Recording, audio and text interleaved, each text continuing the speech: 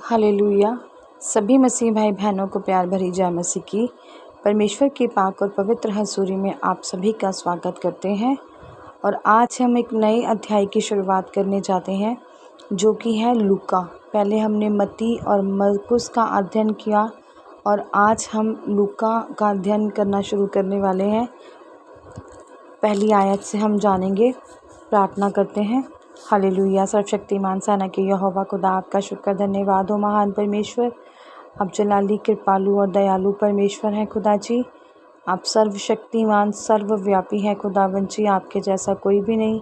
आप महान परमेश्वर हैं। आपके जैसा महान कोई है ही नहीं मेरे खुदावंद जी। आप ही सर्वशक्तिमान परमेश्वर हैं पिता परमेश्वर। खुदावंद जी, आपने अपनी हजूरी में हमें बिठाया, सुबह का मीठा प्यारा दिन दिया, हमारे घर परिवारों में हमें बनाकर रखा, किसी भी भली वस्तु की हमें कमी नहीं होने दी, भरपूर करके हमें रचाया पिता परमेश्वर जी। हमें सही सलामत रखा। आपका धन्यवाद करते हैं महान परमेश्वर।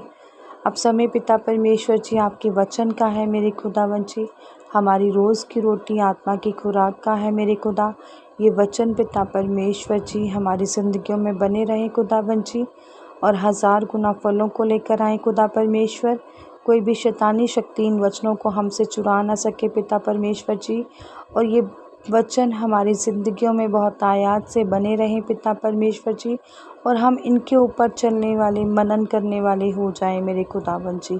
हमारा पूरा ध्यान पिता परमेश्वर जी वचनों पर रहे और इसी को पिता परमेश्वर जी अपनी ढाल बनाकर अपनी ज़िंदगी में हम आगे बढ़ें मेरे खुदावंद जी और अपनी बड़ी से बड़ी परेशानियों से निजात पाएँ मेरे खुदावंद जी। ये वचन हमारी ज़िंदगियों में कार्य करे और आशीष व बरकतें लेकर आए। प्रार्थना यीशु मसीह के जीवते नाम में मांगते हैं। आमीन, आमीन और आमीन। हालेलुया। आज मैं आपके लेकर आई हूँ लूका की 5 से 13 नंबर आयत तक, जिसका जो टॉपिक है वो है यूहन्ना के जन्म की घोषणा। इट मीन्स जो यूहन्ना बपतिस्मा देने वाले थे उनके जन्म लेने की अनाउंसमेंट कह लो, घोषणा कह लो, कि बताना कह लो कि यूहन्ना बपतिस्मा देने वाले का जन्म होना था, कैसे होना था, किससे होना था, क्या नाम था उनके माता पिता का, क्या उनका वंश था, कैसे उनके माँ बाप थे, सब यहाँ पर आपको आज बताया गया है। मैं पढ़ती हूँ, सुनिए। हालेलुया। लिखा है, यहूदियों के राजा हेरोदेस के समय अबिय्याह के दल में जकर्याह नाम का एक याजक था और उसकी पत्नी हारून के वंश की थी जिसका नाम इलीशिबा था। वे दोनों परमेश्वर के सामने धर्मी थे और प्रभु की सारी आज्ञाओं और विधियों पर निर्दोष चलने वाले थे। उनके कोई भी संतान ना थी क्योंकि इलीशिबा बांझ थी और वे दोनों बूढ़े थे। हालेलुया। अब यहाँ पर क्या उनके माता पिता के वंश तक के बारे में बता दिया गया है और क्या बताया गया है कि वो क्या थे, परमेश्वर के धर्मी जन थे। परमेश्वर की आज्ञाओं और विधियों पर वो निर्दोष, जिनमें एक भी दोष नहीं था, वो चलने वाले लोग थे।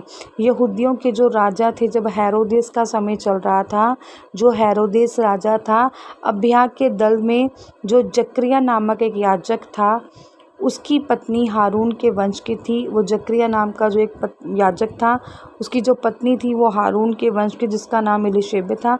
और वो दोनों ही जो पति पत्नी थे वो कौन थे, परमेश्वर के सामने वो धर्मी थे। ये उनका वंश था। हेरोदेस के समय के वो थे, अबिय्याह दल के वो थे, बता दिया आपको।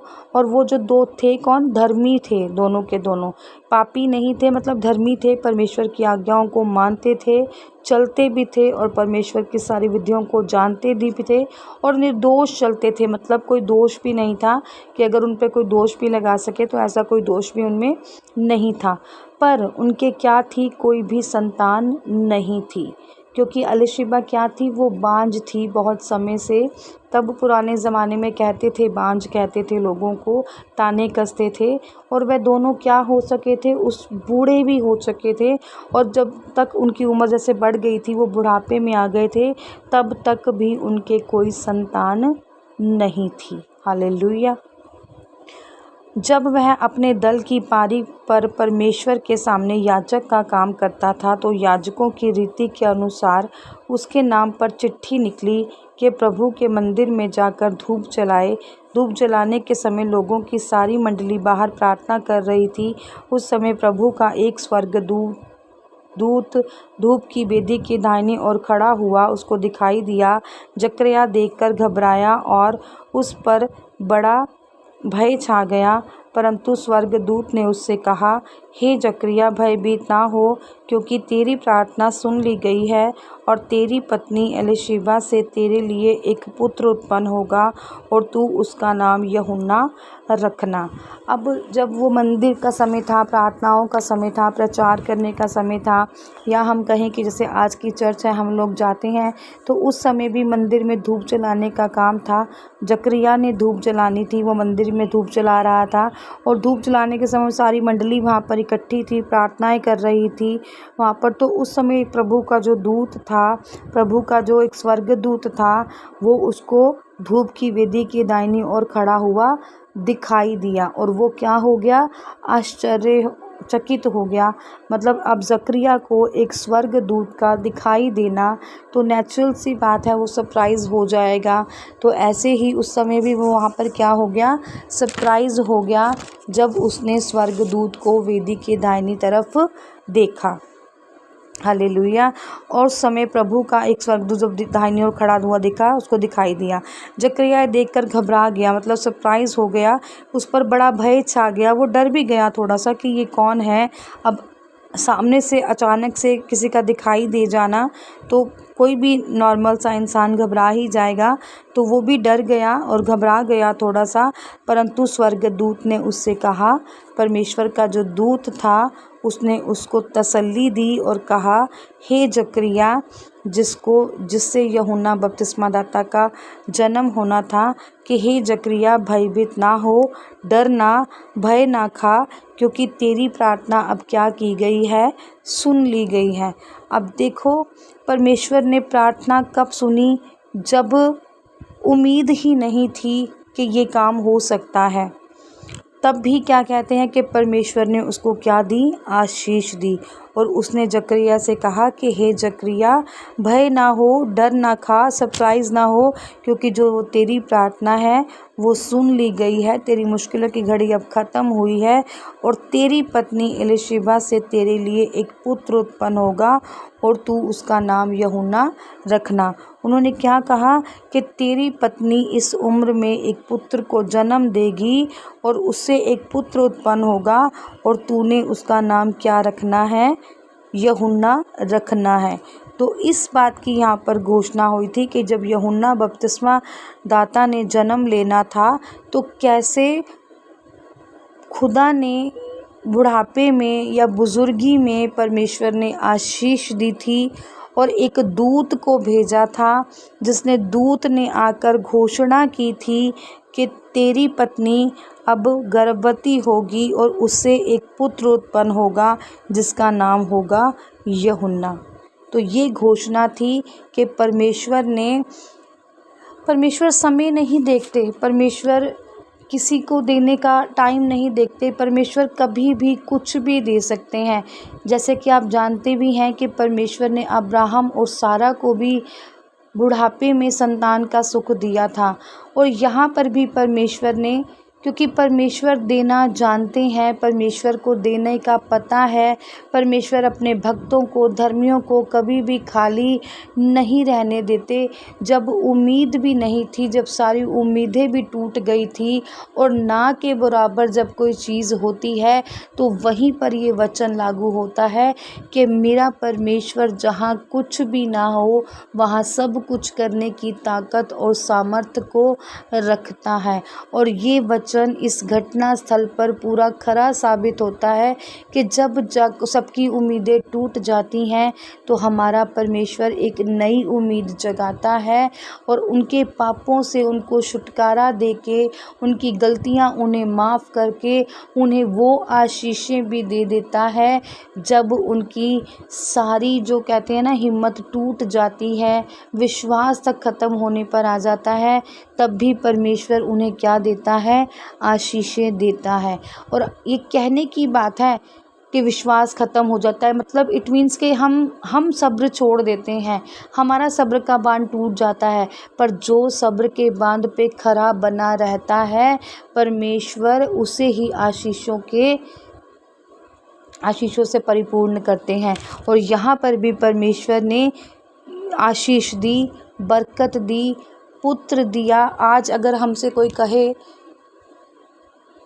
आज की मंडली में चलो, जब परमेश्वर अब बार बार कहते हैं कि तुम्हारा अगर राई के दाने जितना भी विश्वास हो कि तुम्हारे तो इस पहाड़ से कहो तो वो हट जाएगा, तुम्हारे लिए हट जाएगा।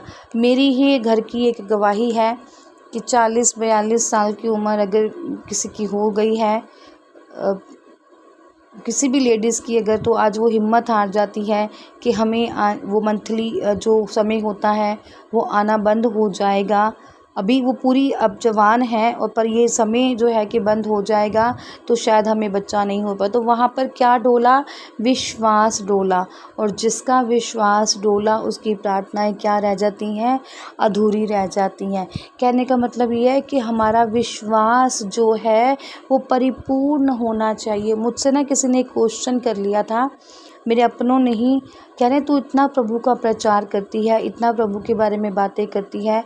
मैं अपने ही घर की अगर बात कहूँ तो मुझे ही मेरे ख़ानदान में किसी ने कह दिया था कि तू इतनी प्रभु की बातें करती है, तेरी आंखों से तो चश्मा हटा नहीं है। हाँ, मुझे चश्मा लगा हुआ है, मेरी चश्मा लगा है मुझे। तो मुझे भी किसी ने कहा था कि तू मुझे कहती है कि यहाँ जाओ, चर्च में जाओ, प्रार्थना कराओ, आप ठीक हो जाओगे। तो मुझे कहा कि तेरी आंखों से चश्मा क्यों नहीं उतरता? तो मैंने कहा मेरा परमेश्वर 60 साल की उम्र में भी चश्मा उतारने की हिम्मत और ताकत रखता है। हो सकता है कि आज मुझे जवानी में चश्मा लगा है, मैं अच्छे भले से देख पा रही हूँ, जस्ट ये ऐसे ही है। जब मेरी उम्र बढ़ जाए, हो सकता है तब मेरा चश्मा परमेश्वर उतार दें। और मुझे विश्वास है कि परमेश्वर जब इनको बुढ़ापे में सारा और अब्राहम को संतान दे सकते हैं, तो मेरे चश्मे की क्या, मतलब मैंने उनको ये जवाब दिया। हो सकता है उन्होंने मेरे विश्वास को परखा हो, या मैं क्या उनको जवाब दूंगी ये परखा हो।